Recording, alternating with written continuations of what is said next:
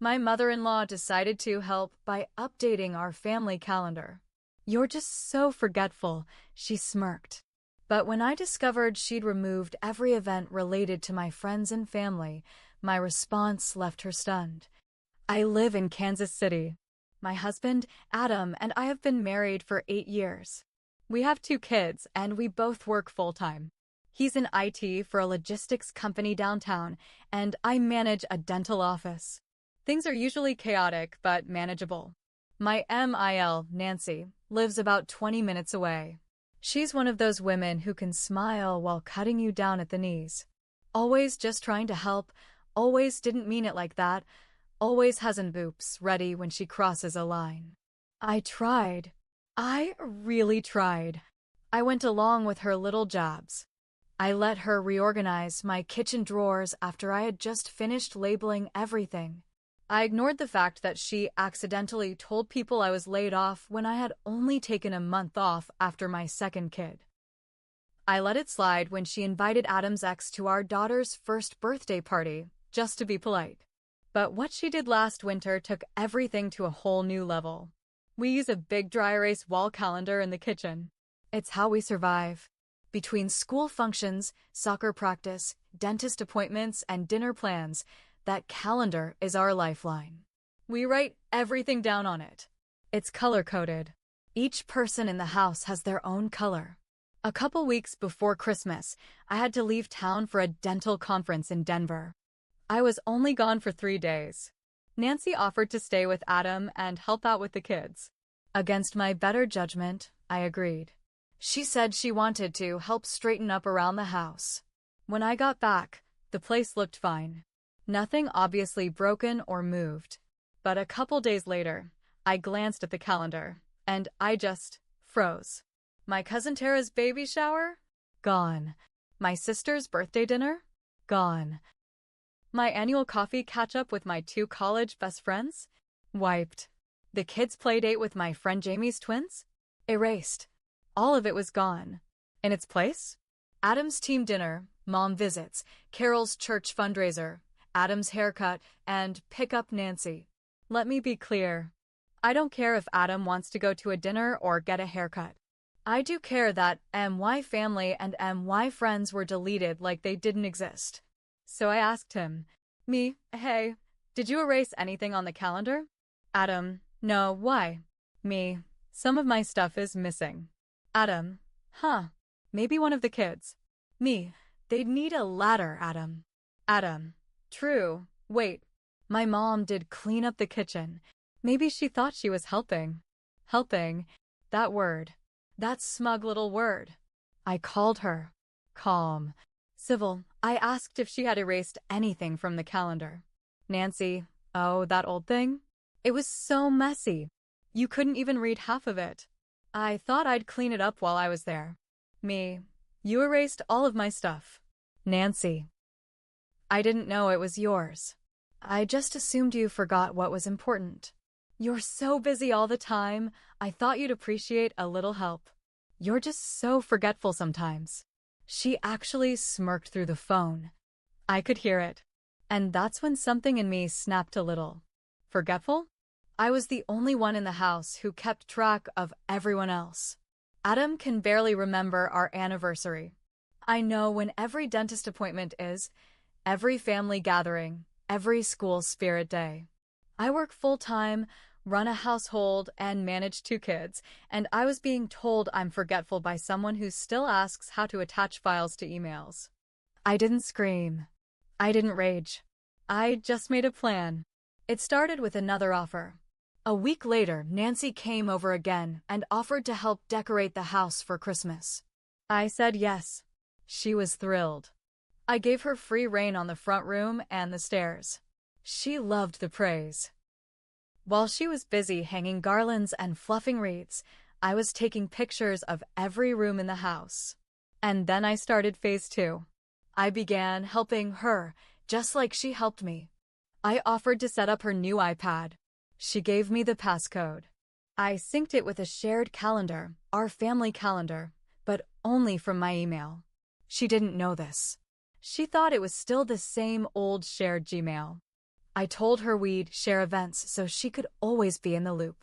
So you don't miss anything again, I said sweetly. Then I gave her what she wanted, all of the events. Every dog grooming appointment, every grocery run, every little errand Adam, or I mentioned out loud, I wrote it in. But I put them all down as Nancy pick up groceries, Nancy bring cupcakes to bake sale, Nancy babysit twins, Nancy help organize garage. Within a month, she was double booked, triple booked, and endlessly confused. She called Adam one day and said, "Why do I have to pick up your dry cleaning and help Jessica's friend paint her house? What's going on with this calendar?" He said, "Ask me. She's the one managing it now." She called me, frantic. "Nancy, I think something's wrong with my calendar. It says I'm supposed to be at your house all day tomorrow." Me, "Oh, didn't we talk about that? You said you'd help with the yard cleanup. It's been on the calendar for 2 weeks." Nancy, "I didn't agree to that." Me, "Oh no, you must have forgotten again. Don't worry. I'll remind you next time." Silence. I did this for 3 more weeks. No screaming, no confrontation, just slow chaos. Eventually, I let her discover that she wasn't synced to the real family calendar. The actual one with all of her made-up obligations was fake. I showed her that we'd kept all our real events private after her calendar cleanup. I showed her how much she'd missed, and how much she'd inserted herself. She turned red. Said I'd tricked her. Said I was cruel. I looked her in the eye and said, "Now you know how it feels when someone helps without asking." And that was it. She still comes over, but she doesn't touch the calendar. She asks before organizing anything now. And me? I never forgot what she tried to erase. So after the calendar revenge, Nancy backed off. For a while. She didn't say much, didn't confront me. She just went back to her usual passive-aggressive self. Fewer digs, fewer phone calls. But I could feel it. The silence wasn't peace. It was just a quiet storm gathering behind her eyes. About a month later, we were all at Adam's cousin's house in Overland Park for a New Year's party. Nancy was working the room like usual, laughing just a little too loud, calling Adam her sweet boy like he was still 12. Then she did it. Right there in front of a bunch of Adam's extended family, including people I barely knew, she said, "So glad, let me back into the calendar." I was starting to feel like she thought I wasn't part of the family anymore. Everyone laughed politely. I forced a smile. Then she turned to Adam and said, "You'll have to show me where she hides the real one next time, honey." I froze. So she knew. She'd been digging. Probably snooping in Adam's phone. And worse? She didn't care. She was bragging about it like she'd caught me in something evil. Like I was the bad guy for trying to get her to respect boundaries. And that's when I realized something important. She was going to keep pushing. She wasn't just a busybody. She was obsessed with control. She wanted to insert herself in every corner of our lives, even if it meant gaslighting me and playing innocent after. And Adam wasn't helping. Adam's never been a bad guy, but he's a peacemaker. He avoids conflict like it's fire. When Nancy would start something, he'd shrug. "She's just old-fashioned," he'd say. Or, "That's just how she is." Every time I tried to set boundaries, he'd back me up quietly, never in front of her. So one night, I sat him down. "Adam, I can't keep fighting this battle alone." "Adam, what battle?" "Your mom. The calendar. The comments. The games. You saw what she said at the party." "Adam, she was just joking." "Stop. Stop excusing her. She crossed a line. Again. And you didn't say anything." "Adam, I didn't want to make a scene." She made a scene, Adam. I'm just the one who didn't pretend it was funny." He was quiet. He didn't know what to say. That made it worse. So I gave him an ultimatum, not the kind where I storm out or say it's me or her. I'm not that dramatic. But I told him, "I need to feel like you're on my team. Out loud. In public. Not just in private." He promised he'd do better. I wanted to believe him. But Nancy wasn't done. A couple weeks later, she started inviting me to her church women's group. Now, I don't mind church. I believe in God. But Nancy's church is intense, judgmental. The kind where they ask what kind of clothes you wear and why your children don't go to their school. I politely declined. So she tried a different tactic. She invited them to my house. Without telling me. I came home from work on a Tuesday to find 4 strange women sitting at my kitchen table, sipping tea out of my mugs, talking about the power of surrendering your home to God. I stared at them, then at Nancy. Me, what is this? Nancy, oh, I told them you'd love to host. You're always so busy. I thought you could use some uplifting company. I lost it. I asked them to leave, politely, but firmly. I told Nancy she had no right to invite people into my home without asking. That this was a final warning. She got quiet again. That scary quiet. The one where she smiles too much and says things like, "You're under so much stress, dear." And then she went nuclear. 3 days later, I got a forwarded email from one of Adam's aunts. It was a concerned message from Nancy. The email said she was worried about my mental health. She wrote that I had been paranoid, controlling, and prone to angry outbursts. She said she feared I was isolating the children from their extended family. She said I had erased Adam's identity and that I used the calendar as a weapon. She CC'd 4 of Adam's relatives and one of her church friends. I was shaking. This woman had literally weaponized the calendar situation against me, painted me as the villain. And she didn't even send it to me directly. I didn't reply. I just printed it out and showed it to Adam when he got home. He read it in silence. Then he looked at me and said, "Adam, I don't know who this person is anymore." Finally, he called her that night. I only heard his side, but I could tell it was serious. He told her she had crossed a line. That we were a family, and what she did wasn't love, it was control, wrapped in guilt and manipulation. He said we were taking a break. No visits. No dropping by. No more help. She cried. Or pretended to. He didn't budge. I thought that would be the end of it. It wasn't. We went no contact with Nancy after the email. No Sunday dinners. No, just dropping by. No calls. She still sent gifts to the kids, but I kept them in a closet, unopened. I didn't want anything from her in our space. Adam didn't argue. He was distant, quiet, clearly hurt, maybe embarrassed too. But he stood by the decision. About 2 months passed. One Saturday morning, Adam got a letter in the mail. Not a text, not an email. A letter. Handwritten. Mailed from just across town. It was from Nancy. "Dear Adam," it started. "I know you won't answer my calls, and I understand why. But I want you to know I forgive you. And I forgive me too. Families should never let outsiders tear them apart." Outsiders. I wasn't even named. The letter rambled. Talked about his childhood. About when things were simpler.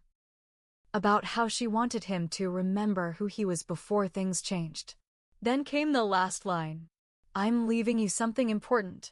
You'll understand soon." We both stared at that for a while. Adam didn't want to call her. I told him not to. Let her sit in her guilt, if she had any. We moved on. Or we tried to. 2 days later, a package showed up at our door. A plain brown box, no note. Inside, a single photo album. Old. Dusty. Wrapped in one of Nancy's scarves. The album was filled with pictures of Adam as a baby, toddler, teenager.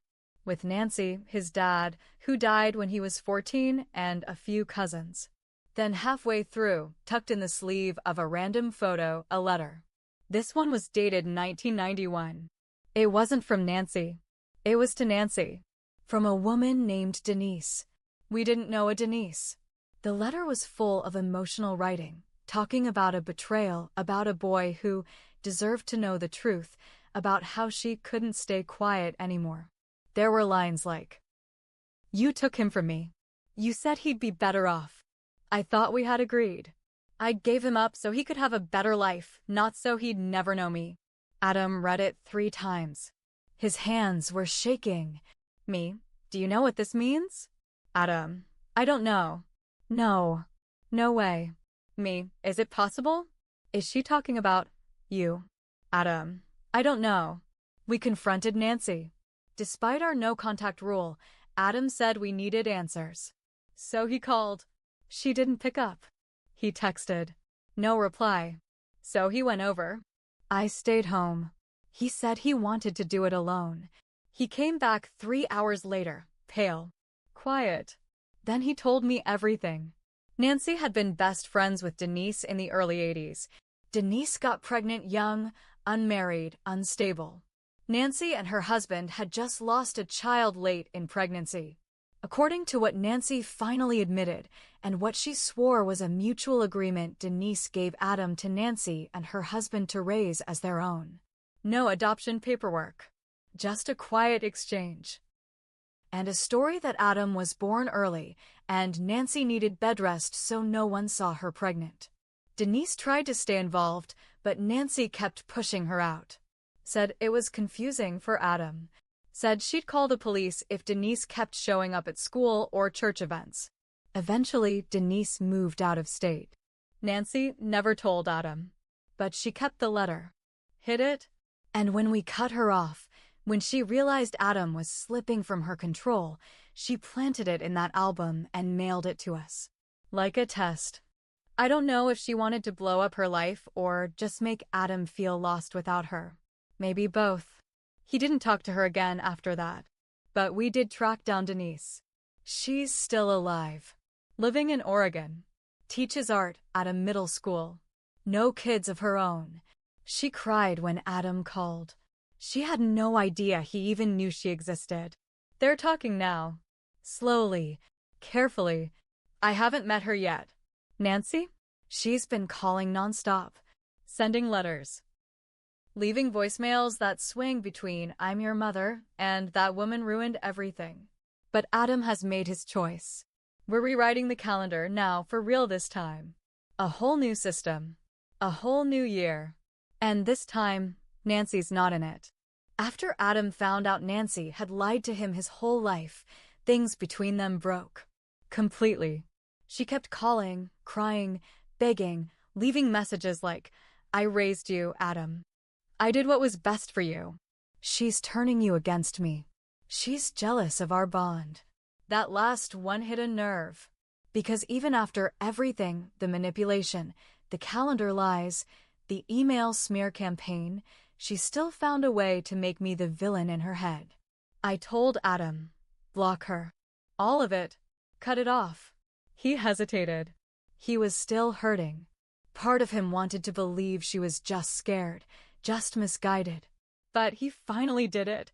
Blocked her number, her email, her church friends. We both needed time to heal. And for a few months, we had it. We even flew out to Oregon and met Denise in person. She was kind, gentle, nervous. She cried when she hugged Adam. And weirdly, even though the whole situation was messed up, it felt peaceful. Like something had finally landed where it belonged. But Nancy wasn't done. It was Adam's aunt who gave us the heads up. Nancy was planning a huge retirement party at the community hall downtown. She'd invited nearly everyone in the extended family. It was going to be her big moment. Her, "I'm still the queen of this family" moment. And I'll admit it, I was angry. Still. But I wasn't going to go. I wanted to move on. Then the invite came. It was hand-delivered. With a sticky note. No hard feelings. Hope to see you there. That was it. After everything she'd done. A sticky note. Adam read it and walked straight to the trash can. Tossed it in. Didn't say a word. But I couldn't stop thinking, and that's when I made my mistake. I wanted closure. Real closure. Not just cutting someone off. I wanted to end the game. All of it. So I showed up. I didn't go alone. I brought Denise. We walked in together, side by side. Nancy was across the room, laughing with a glass of wine. She saw us. She froze. The room quieted. All eyes on us. I stepped forward. Me, thought it was time everyone knew the real reason Nancy retired. Someone snickered. Another person whispered, "What's going on?" Me, you all know Nancy as a devoted mom, right? But did you know she's also a liar? I pulled out the letter from Denise. The original. Me, she stole someone else's child. Kept him. Lied to her family, her son, and even the woman who trusted her. Denise stepped forward, voice shaking. "Denise, I'm Adam's biological mother.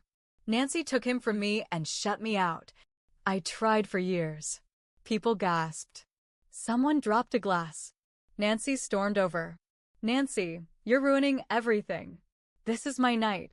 Me, you ruined your own legacy the day you started erasing people. Nancy, I gave him a better life. Me, you gave him a life built on lies. And you tried to destroy mine because you couldn't control it. She slapped me. Right there, in front of everyone. Gasps. Silence. Adam stepped forward from the back of the room. He had come after all. He didn't say a word. He just stood between me and Nancy. And then he turned around. Faced the whole room. "Adam, this is the last time I'll ever say this. Nancy raised me, yes. But she also hurt me. Lied to me. Tried to ruin my wife. And when I found the truth, she made herself the victim." He looked at her, calm but cold. "Adam, we're done. Don't contact me again." He took my hand. Then he hugged Denise. We left. Nancy didn't chase us. She just stood there, silent, humiliated, surrounded by people who now looked at her like a stranger. We moved 6 months later. New state, new jobs, new home. We still talk to Denise every week. She visits often. The kids call her Grandma D. They don't ask about Nancy anymore. Nancy sent one last letter. No apology. Just a note saying she hoped Adam would remember who really loved him. I didn't let him read it. I burned it. And maybe that was my final mistake. I made the call for him. But I've made peace with it. Because some people don't deserve the last word.